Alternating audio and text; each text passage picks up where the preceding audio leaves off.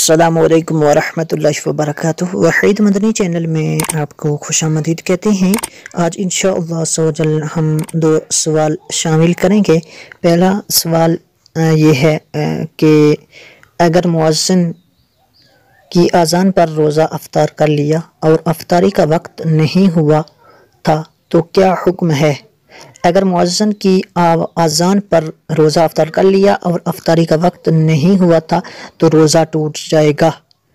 آج کل آپ نے دیکھا ہوگا محلوں میں پہلے اذان ہوتی ہے کچھ مساجد میں، اور جو بڑی مساجد ہیں ان میں تو ٹائم پہ ہوتی ہے، لیکن کچھ مساجد میں پہلے اذان ہو جاتی ہے، تو اس طرح یہ روزہ نہیں ہوگا اگر ٹائم سے پہلے افطار کیا جائے تو، اور بعد میں اس روزے کی قضا کرنی ہوگی، لیکن کفارہ لازم نہیں ہوگا اور نہ ہی بندہ گناہ گار ہوگا۔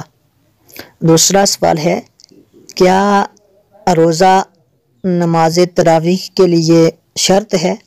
کچھ لوگ کہتے رہتے ہیں کہ ذرا ہم روزہ رکھیں گے تو تراویح ادا کریں گے، یا تراویح ہم نے ادا کرنی ہے تو اس کے لیے روزہ ضروری ہوگا۔ تو آج میں حوالے سے مسئلہ عرض کرتا ہوں۔ جواب ہے، روزہ الگ عبادت ہے اور نماز تراویح الگ عبادت ہے۔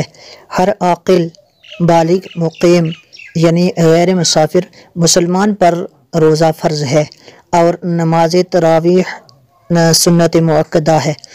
تو اگر کوئی بلا عذر روزہ نہ رکھے گا تو روزہ چھوڑنے کی وجہ سے گناہ گار ہوگا، لیکن تراویح پڑھنے سے تراویح ہو جائے گی، اور اگر روزہ رکھے اور تراویح نہ پڑھے تو روزہ ہو جائے گا، لیکن بلا عذر مسلسل تراویح نہ پڑھنے کی وجہ سے گناہ گار ہوگا۔ لہٰذا روزہ اور نماز تراویح ایک دوسرے کے لیے شرط نہیں ہے۔